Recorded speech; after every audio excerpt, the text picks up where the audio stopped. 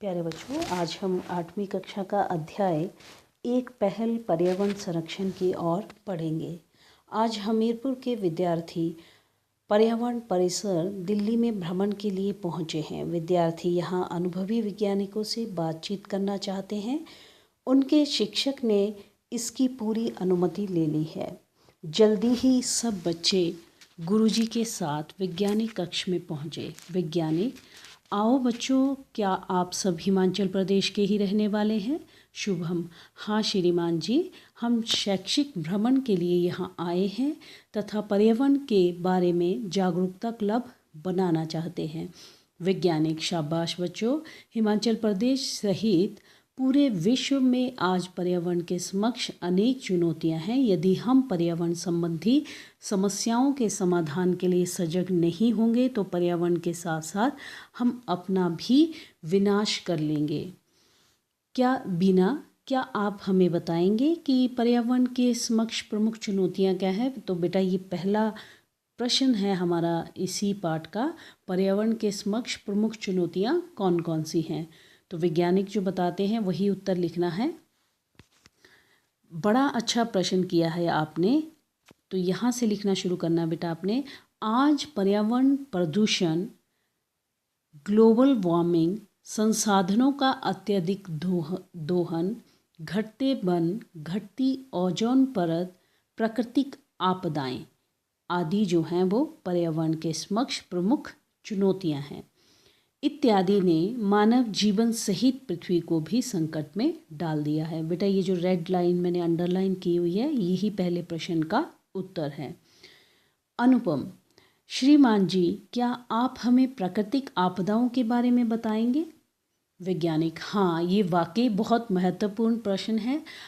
अतिवृष्टि, अनावृष्टि, सूखा, बाढ़, आगजनी, सुनामी, भूकंप, भूस्खलन आदि प्राकृतिक आपदाएं हैं।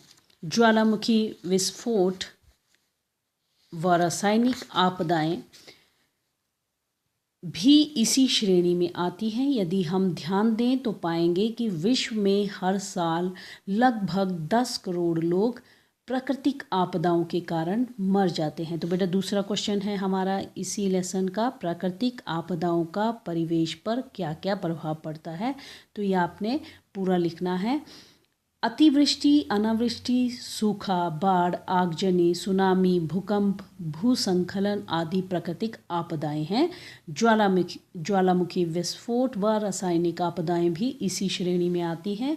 यदि हम ध्यान दें तो पाएंगे कि विश्व में हर साल लगभग 10 करोड़ लोग प्राकृतिक आपदाओं के कारण मर जाते हैं और लाखों लोग बेघर हो जाते हैं। जीवन अस्त व्यस्त हो जाता है व नगर उजड़ जाते हैं, फसलें नष्ट हो जाती हैं। ये आप सेकंड जो आपका क्वेश्चन है उसका उत्तर लिखेंगे।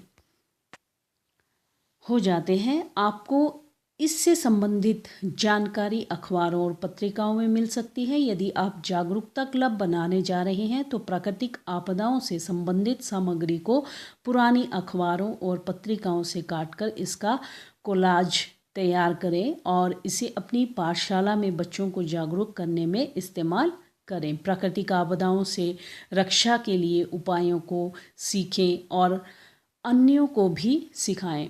वंदना महोदय, इन प्राकृतिक आपदाओं से बचने के लिए हम अपने क्षेत्र में क्या कर सकते हैं?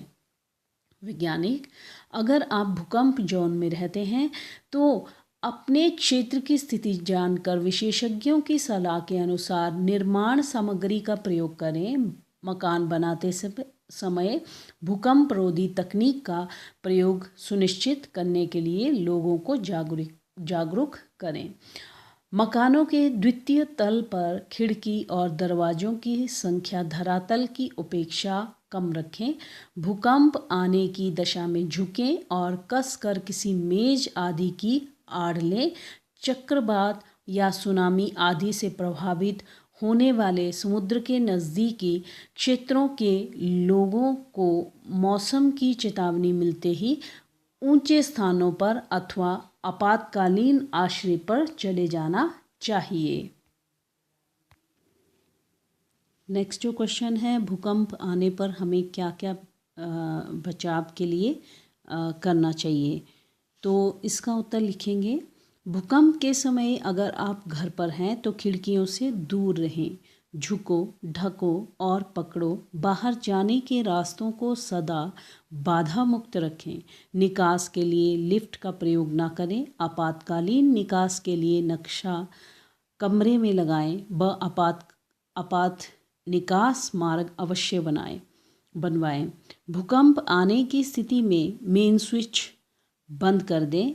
ऊंची इमारतों से दूर रहें तथा भारी वस्तुओं को सदा सुरक्षित तरीके से रखें। भूकंप की स्थिति में बच्चों, विकलांगों व वृद्धों की मदद करें। प्रतिदिन मौसम संबंधी जानकारी सुनें।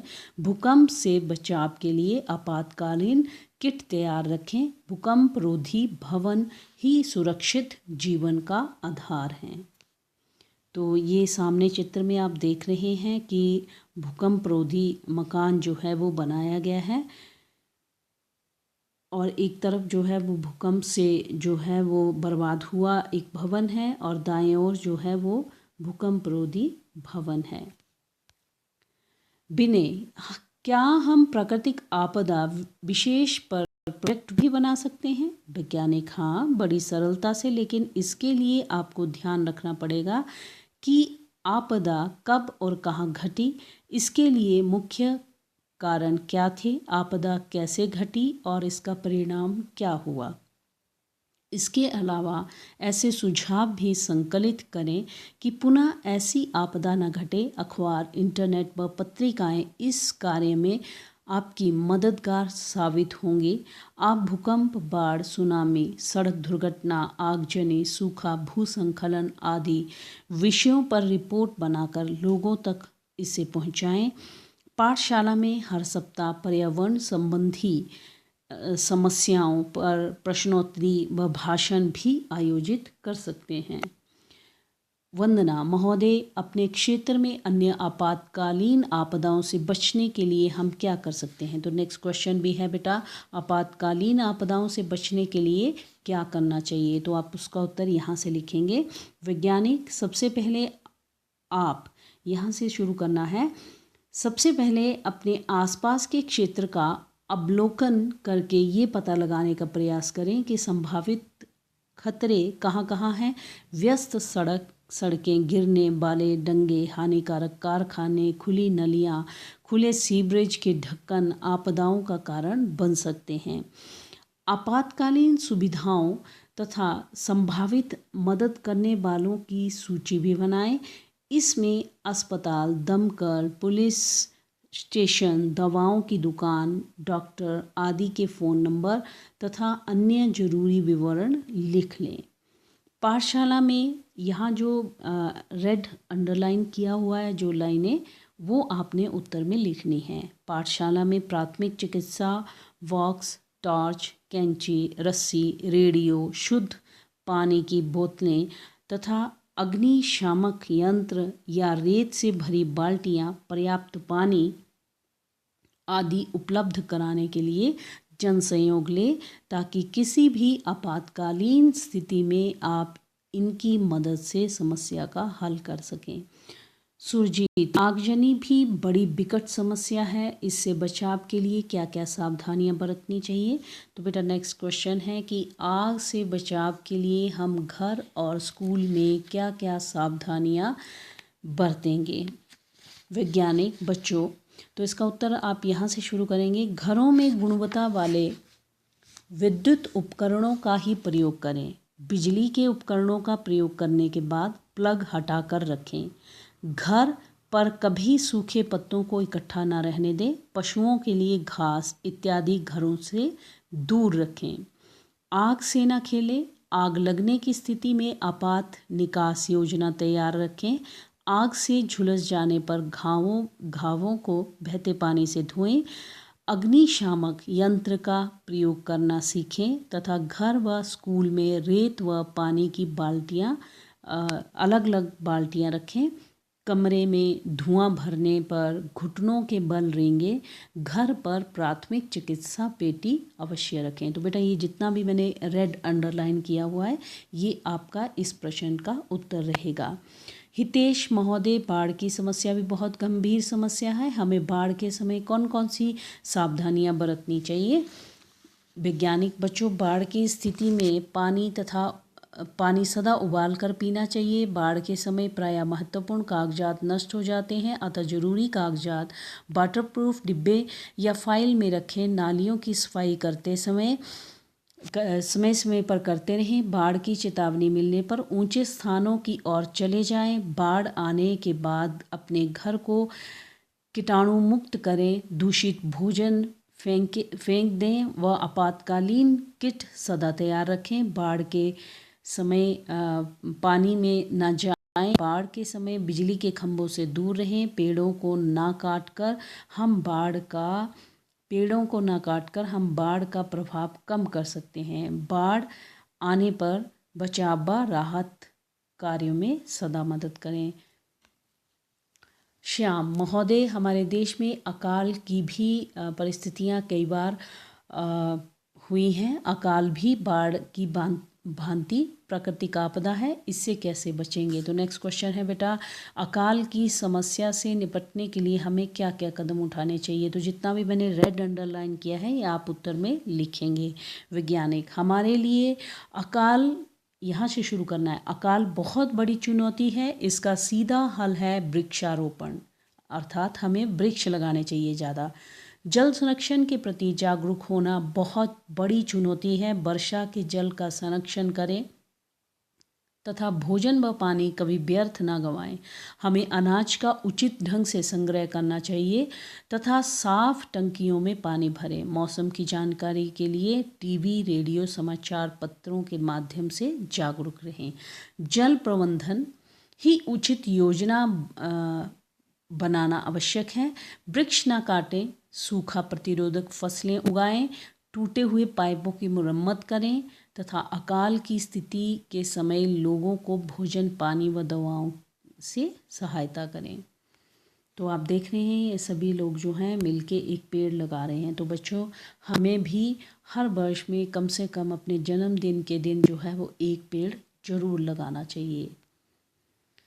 शिक्षक महोदय ने आप सबको प्राकृतिक आपदाओं से बचाव के लिए बड़ी महत्वपूर्ण जानकारी दी है। अब हम जलवायु परिवर्तन के बारे में भी इनसे बातचीत करेंगे। पिघलते हिमखंड, बढ़ता समुद्री जल स्तर, तटीय क्षेत्रों में बाढ़, तूफान, भारी हिमवर्षा, ऋतुचक्र परिवर्तन, सूखा, लू चलना, फसल नष्ट होना आदि जलवायु परिवर्तन के ही प्रभाव हैं। नेक्स्ट क्वेश्चन है बेटा हमारा जो है पर्यावरण संरक्षण जो है वो उसके लिए हम कौन कौन से प्रमुख कदम जो है उठा सकते हैं। उससे पहले हमारा प्रश्न था कि जल की जो पेयजल शुद्धता तथा वर्षा दान के लिए कौन कौन से पग उठाए जाते हैं। तो इसके लिए बेटा ये जो आंसर रहेगा ये बाद में डिस्कस करते हैं। वैज्ञानिक, ये हमें पर्यावरण संरक्षण के लिए कौन कौन से प्रमुख कदम उठाने होंगे इसको पहले करते हैं।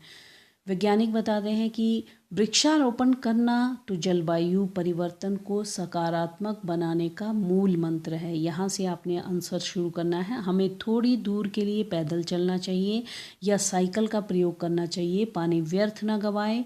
आप अपने स्कूल के लिए एक जलवायु परिवर्तन योजना बनाएं। बेकार पड़ी वस्तुओं को पुनः चक्रित करें तथा वर्षा जल संग्रहण व्यवस्था का भी प्रभावी उपयोग करें। अपने घर व गांव में इसका खूब प्रयोग करें। ऊर्जा बचाने के लिए CFL, LED या सौर उपकरणों का प्रयोग करें। सार्वजनिक वाहनों का प्रयोग करें। प्लास्टिक के थैलों का प्रयोग ना करें। प्रयोग के पश्चात बिजली उपकरण बंद कर दें। रासायनिक खाद की बजाय जैविक अपशिष्ट व केंचुए द्वारा निर्मित खाद का प्रयोग करना चाहिए। क्लोरो फ्लोरो कार्बन युक्त उपकरणों या चीज़ों का प्रयोग ना करें। हरियाली बढ़ाएं और सौर उपकरणों जैसे सोलर कुकर, सोलर गीज़र आदि का प्रयोग करें। व्यर्थ में जल व विद्युत का प्रयोग ना करें। तो ये हमारा पर्यावरण संरक्षण के लिए हम इस तरह से कदम उठा सकते हैं जिससे कि हमारा पर्यावरण जो है वो सुरक्षित हो सकता है। वाहनों को, जो रेड अंडरलाइन किया हुआ है बेटा, वहीं तक आपने आंसर लिखना है। वाहनों को निर्धारित गति सीमा पर चलाएं ताकि ग्रीन हाउस गैसों का विसर्जन कम हो। जन जागरूकता ही इन समस्याओं को हल करने में अग्रणी भूमिका निभा सकता है। तो नेक्स्ट जो है बेटा क्वेश्चन जो है वो हमारा पेयजल शुद्धता, वर्षा जल भंडारण के लिए आप कौन से पाएंगे और पर्यावरण की अच्छी आदतें कौन सी हैं, ये प्रश्न है हमारा। उसका उत्तर ये रहेगा अच्छी आदतें। ये इसमें पूरा ही आ जाएगा, ये पहला पॉइंट, सेकंड पॉइंट और थर्ड पॉइंट तीनों ही। पानी के सदुपयोग के लिए प्रयोग के बाद नल बंद कर दें। नालियों से पानी के रिसाव की तुरंत मुरम्मत। घर के व्यर्थ पानी का क्यारियों में सिंचाई के लिए प्रयोग करें। बिजली के सदुपयोग के लिए बिजली के उपकरणों को प्रयोग के बाद तुरंत बंद कर दें। CFL ट्यूबलाइट तथा अन्य कम बिजली खर्च करने वाले उपकरणों का प्रयोग करें। थर्ड है पर्यावरण में गंदगी ना फैलाएं। डस्टबिन का प्रयोग ना करें। प्लास्टिक व पॉलीथीन का प्रयोग कम से कम करें। कम से कम व पुनः प्रयोग करें। फैक्ट्रियों से प्रदूषण कम करने के लिए आधुनिक उपकरणों का प्रयोग करें। वाहनों में प्रदूषण नियंत्रक यंत्र लगाएं। वाहन निर्धारित गति सीमा पर ही चलाएं। धूम्रपान न करें। खुले में शौच न करें। पानी के स्रोतों को साफ रखें। पान व गुटखा दीवारों पर ना थूकें। ये तो हुई पर्यावरण संरक्षण की अच्छी आदतें। सब विद्यार्थी, हाँ श्रीमान जी, हमने इसके लिए भी प्रयास किए हैं। शिक्षक महोदय, हमने अपने स्कूल में इको क्लब बनाया है तथा पौधारोपण कार्य शुरू किया है। लिखते समय हम कागज़ों को दोनों तरफ से प्रयोग करते हैं क्योंकि ऐसा करने से कागज़ बच जाते हैं तथा जितनी कागज़ों की बचत होती है उतनी ही वृक्षों की रक्षा स्वतः हो जाती है। हम हर साल विज्ञान प्रोजेक्ट भी चलाते हैं। प्रदूषण के विभिन्न स्रोतों का पता लगाकर इनको बंद करवाने के लिए लोगों व सरकार की मदद करते हैं वैज्ञानिक। पर्यावरण संरक्षण की शुरुआत घर से ही आरंभ होती है। हमें अपनी आदतों व क्रियाओं को पर्यावरण मित्र बनाना होगा। जैसे बिजली, पानी व भूमि का सदुपयोग करें। पर्यावरण में गंदगी ना फैलने दें। 3R, ये क्वेश्चन भी है बेटा। 3R का मूल मंत्र क्या है, इसका अनुसरण आप करते हैं या नहीं। 3R के मूल मंत्र पर आचरण करें। R1 मीन्स रिड्यूस यानी कम करना। R2 रीयूज़ यानी पुनः प्रयोग करना। R3 रिसाइकल यानी पुनः चक्रित करना। शिक्षक महोदय, हमारी यात्रा सफल हो गई। आपने हमें जो जानकारियाँ दी हैं उन्हें व्यवहारिक जीवन में अपनाएंगे तथा इनको हर गांव, हर व्यक्ति तक पहुंचाएंगे। वैज्ञानिक धन्यवाद। आपसे बातचीत में बड़ा आनंद आया। अब मुझे भी प्रयोगशाला में जाना है। अच्छा बच्चों, इन बातों को ज़रूर अपनाना ताकि हमारी पृथ्वी व हमारा जीवन स्वच्छ व सुरक्षित बने। बच्चे अपने शिक्षक के साथ परिसर से बाहर आकर लाल किले की तरफ प्रस्थान करते हैं। तो हमारा बेटा एक क्वेश्चन बचता है कि पेयजल शुद्धता तथा वर्षा जल भंडारण के लिए आपको कौन कौन से पग उठाने चाहिए। पेयजल की शुद्धता के लिए पानी को उबालकर ठंडा करके उपयोग में लाया जाए तथा सरकारी परियोजनाओं द्वारा वितरित नल के जल का प्रयोग किया जाए। वर्षा के जल के भंडारण के लिए तालाब, भूमिगत टैंकों आदि का निर्माण किया जाना चाहिए। पानी व्यर्थ नहीं गंवाना चाहिए। तो इस तरह हमारा पाठ जो है वो समाप्त होता है ये FA3 में आपका आएगा। All the best for your exam.